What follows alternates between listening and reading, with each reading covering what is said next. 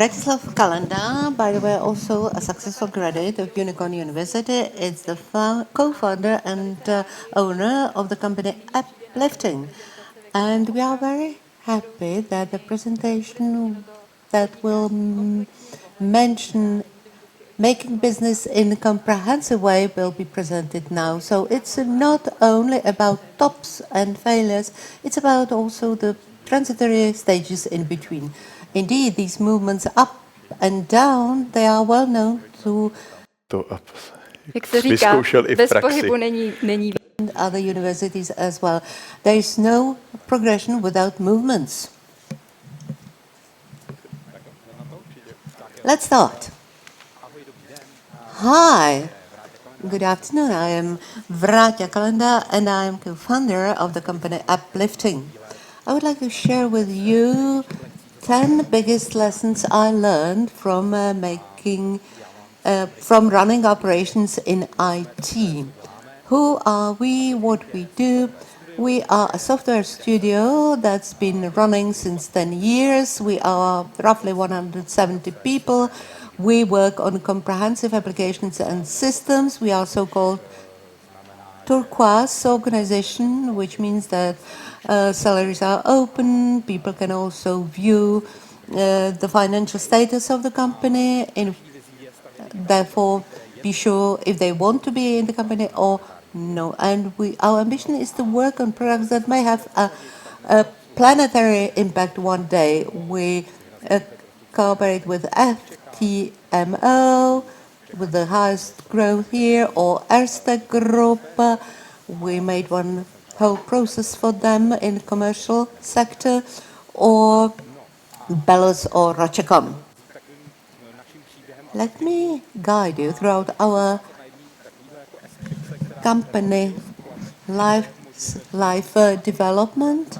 Let me show it on this curve that is generally applicable. The bigger you are, the most probable is that you have passed the death valley, a certain death valley. Your company loses its profitability or doesn't succeed to find market fit, and we are exactly here. We just passed through the death valley. Let me make you acquainted with how we got into that valley and how we survived it.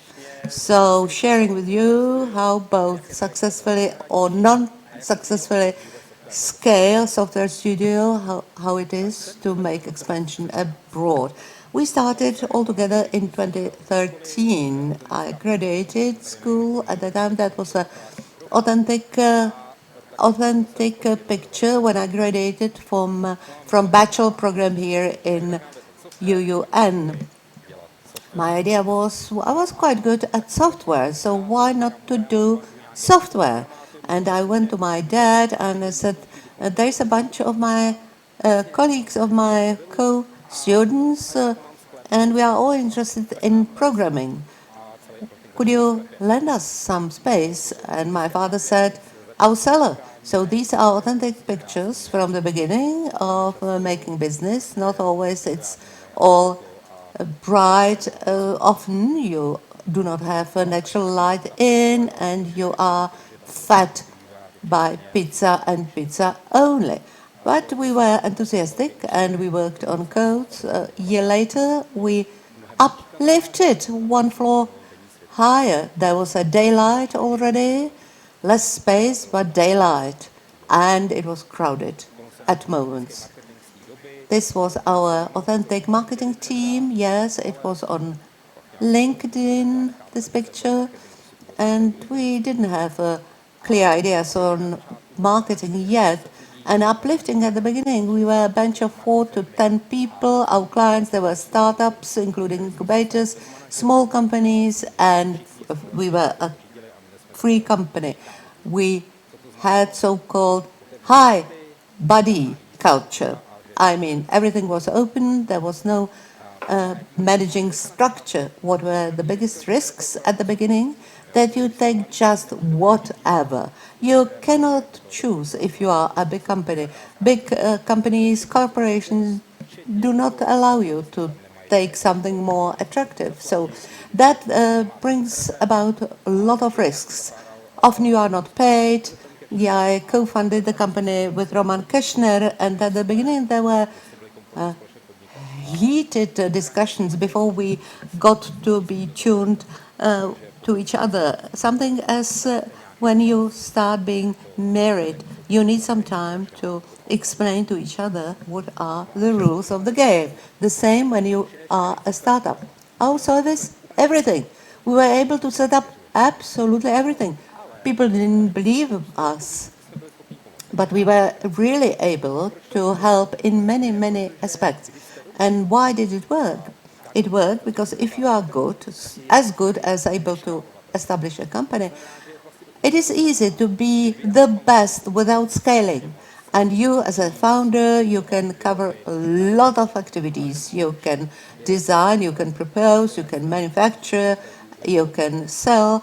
But what is the problem is if you are Superman, how to scale you up so that the same qualities are in, I don't know, 160, 170 people. So we continued from 2013 to 2019. The economy was very great at that time. We grew. We were something as 60, 70 people. And gradually we became a turquoise company, which means still a free company, self-managed. We had our credit cards in our information system. Anyone could take a credit and then brought an invoice for this invoice being entered into accountancy system. If it was a bigger expense, there were no approvals on any acquisitions, any purchasing. And people determined themselves what projects they wanted to work on. And our board of directors is elected till today. In other words, they are really uplifter people who decide about the executives themselves. And therefore, the second parameter typical for a turquoise company is integrity, which meant I feel the best in this not casual smart, but rather casual dress you can see on me now. And every order had to be checked 3 times. So once through the prospect client, then through my colleagues, and then through the owner, so that tobacco products cannot pass this filter, Saudi Arabia cannot pass through this filter. Our people just think it's not integrity, it's not ethical to trade with. And the third principle is listening to ever-changing goal of humanity. So thinking about what will be needed in 5 years, in 10 years, and go towards it. So today we work very much on AI. So that was the then development of the company into non-standard model of management. And in 2019, we were 76 people, turnover was 73 million, 40% profitability, and there were 2 girls in our back office out of 76 people, and that was enough. All other people were with clients, which gives you a lesson. If you give confidence to people, people are inherently good, and they give value to the world, and the world will give you the value back. That was the vision we had, and we firmly believed in. Then we prepared ourselves for growth, for expansion, and it became harsh. In all support departments, we made investments. We built up marketing, back office, HR. We bought new office rooms. We got to learn how to expand into Great Britain, and we divided the company into sub-companies. Why did we choose expansion into Great Britain? United Kingdom, because we were not very experienced, and we thought there's the biggest difference in what is paid for software there and in our country. There is a small time change, so people do not have to get up early in the morning as compared to the US, and we speak English, not German, for instance. That was the whole analysis we made. Do not copy us. We hired Honza. He was with us from the beginning. We paid him 5 million Czech crowns, which was 4 times less than needed in reality, and we sent him to London. Then we divided the company under the framework of this self-management into sub-tribes. There were Uplifting Cloud, there were Uplifting Enterprise, focusing each of them on one specific line of products. The lesson is do not do everything at the same time. You may soon begin to lack either resources or people. In 2020, our new offices were finished, and a month before the contract was signed, COVID broke in. We had beautiful offices with no people allowed to be in. And also, COVID changed the way of people behaved. We had to open a sales department. I am an IT person, I'm not a salesman. And I found out that to build a sales department is super difficult. And in 2022, we were still growing. We added one more floor in the building. And 1 month after we signed the second floor, the war in Ukraine began. So we are rather special in prediction of difficult moments. On the other hand, we won a big tender in Canada. We were to modernize the whole health service. It was several $100 million contract, and it seemed that it would work. And we signed the contract with the board. They asked us 30, 40 people, and then I took a sabbatical, I left, everything seemed perfect, it was at the level of a signed contract. The learning here is I should have left for sabbatical much earlier, and do take your rest if you feel tired. Do take a rest early enough because you do not know what is ahead of us.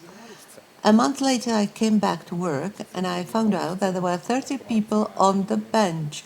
I mean, not with their clients. Why? Because we found out that the company becoming our client underwent a merge, but it couldn't be notified to us because it would be an illegal leak of information. The brands merged, and it meant that all orders were stopped. The other party told us, we know that you had hired the new people, but we are going to merge, and it will take us 3 years, so we must stop all the contract. At that time, I took my telephone. We had a very good reputation on the market, so I phoned to Hunter. In other companies, I admitted sincerely what happened to me, and I said, I have wonderful people, wouldn't you like to hire them? And they supported us, they saved us, because each of them said, okay, send me 2, 3 people.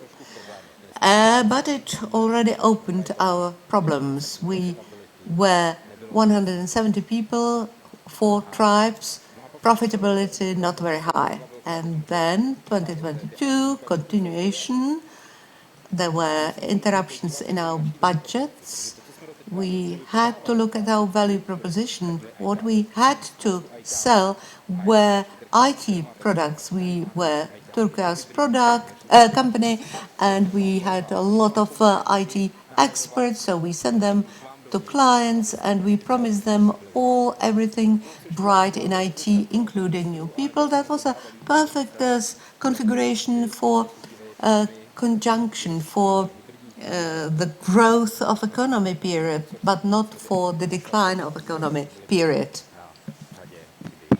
So we were the first in the row when the crisis started. Here are a few authentic pictures from our all-hands meeting. what we do is we develop software. We called it no wonder locking with hybrid teams. And what I was told was that we were too expensive, so people didn't want our developers. And then going back to London, where we expanded, we thought we'd charge 3,000 Czech crowns in London, and we'd simply transfer the money back to the Czech Republic and pay our people. But that's not the case, because many companies from other countries don't go there to give the money back to their people. In fact, they cut the prices to simply gain clients. So our idea of charging £100 per developer was naive, because to them Czech and Belarusian developers are basically the same, Eastern Europe. So we were thinking, well, we're running out of money, so we need to reorientate ourselves and focus on startups. But the founding of startups at that time dropped down by 80%. So if you didn't have AI in your name, you didn't get any funding, which was our case. So all the problems got together for us in that same year. So if I had thought well during the fat years, I would have been much better off during the years which were to come and which were poor.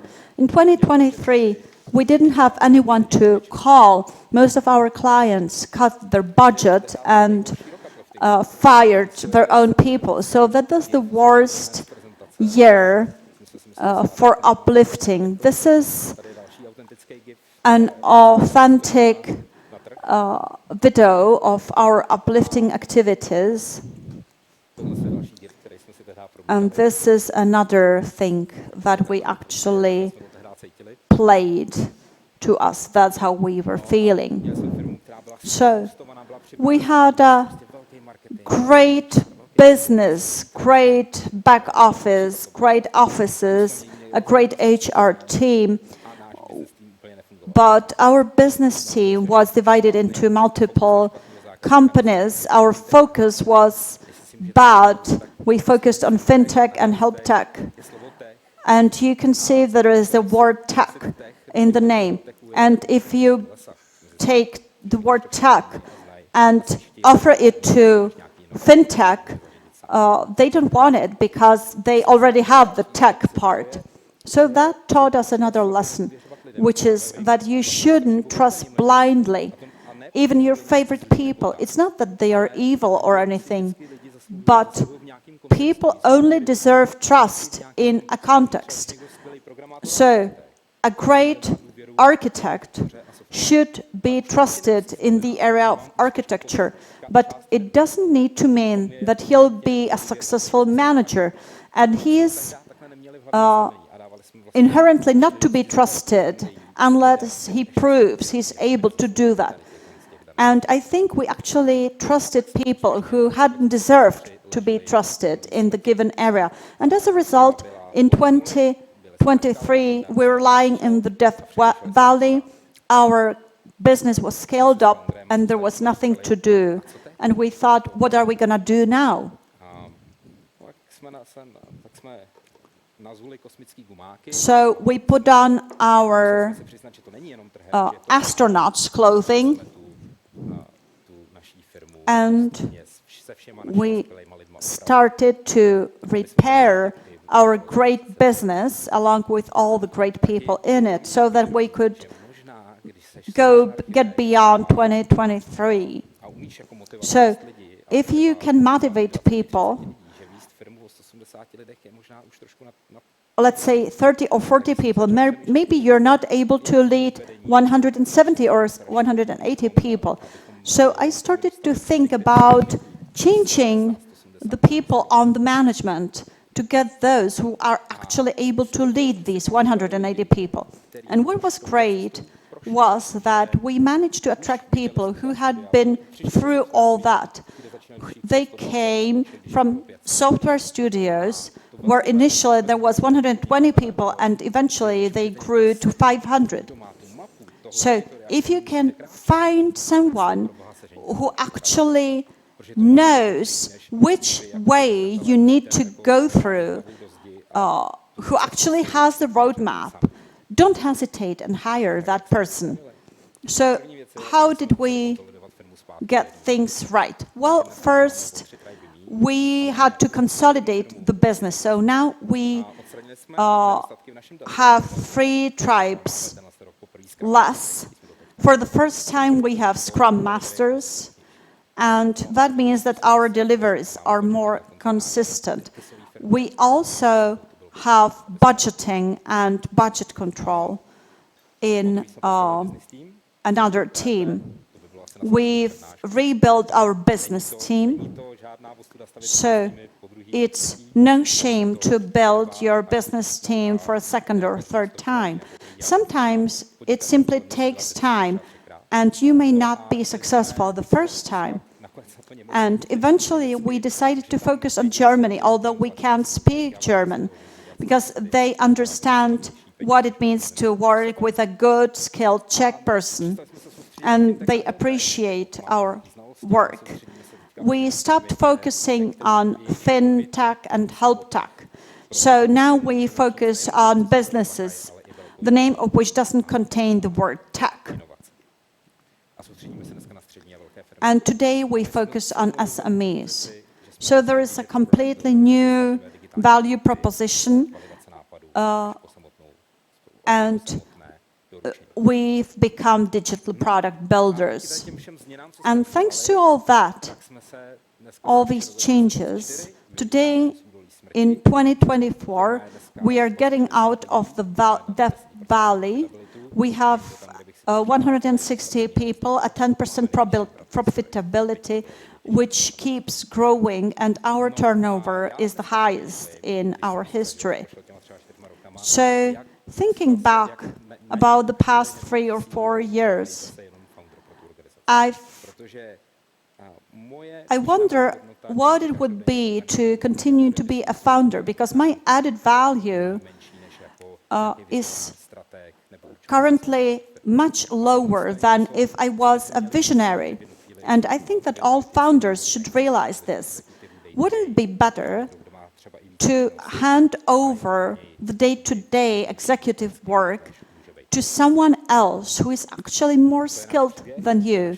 So that's our story, our path, and I hope it was uplifting. It was a great presentation, and it even had a great color, kind of a horror color, but fortunately the ending was good. So, there's a question which actually came even before you started. You make apps for banking, e-shops, health, security. How do you do it to have just one team and you don't really have people understanding the magic behind that? Well, many things we need to deal with are the same for FinTech, HelpTech, but we also have many domain experts for FinTech, HelpTech. We have solution architects have been involved in a lot of things. They come from logistic or production companies, so they understand really well the business. We don't really do e-shops just because we don't have our knowledge there. We saw the nice picture of you starting in the garage. Did you wish to have vyplynulo v rámci toho, že vy jste se prostě rozhodli from the very beginning, or was it just a coincidence? Well, I think it was more like a coincidence. We never knew quite well how big it would be. We never let the business be led by the people, so it kind of grew along. So, I mean, when you are at the top, you might wonder, or you might consider actually selling the business. I wouldn't sell it, but I've met many people who had a business with the same trajectory as we have, and if they stopped at the right moment, just like Atasyntics did, I think that maybe they would be better off now.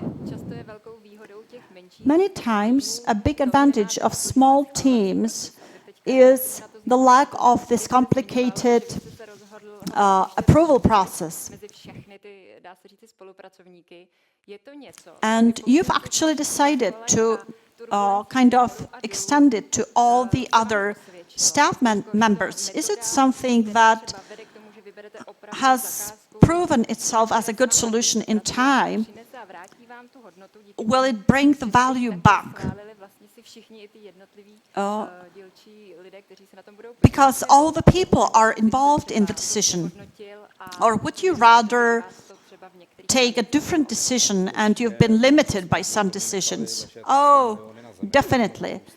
Hundreds of millions simply stayed on the ground. But on the other hand, most of the people are at least okay with what we do, and many of them are actually proud of what we do. And that's more important to me than just the fact. I mean, it's really important to me to have people who are satisfied and motivated. Yeah, the evaluation of the orders, that's really interesting. It can actually be very complicated because there are different impacts, the environment, AI. So how do you do that? There must be inconsistencies.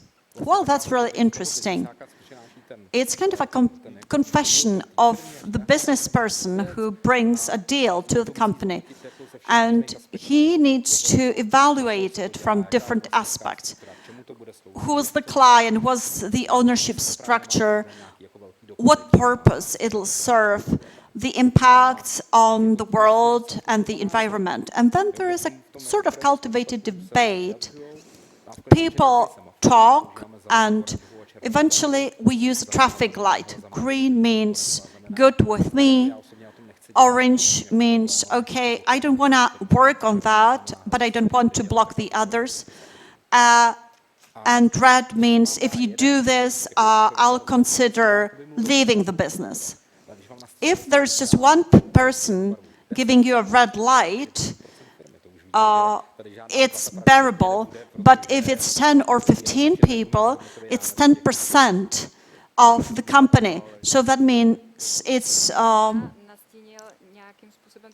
outside the values. Okay, so you always organize yourselves based on that traffic light by project, or how do you do that? Well, I think it's similar to many other software companies. We have a pool of people who work on different projects, and we always put together a team for a customer. They need to have the knowledge of the domain. Most of the people know each other, but there are some who are new on the team. One last question. You were talking about taking a rest in time. So when is your next rest time? Well, during Christmas. That's when I want to rest. And then next year I'd like to go on vacation because the last 3 years have been really demanding and exhausting, more exhausting than the 7 years before that. Thank you very much.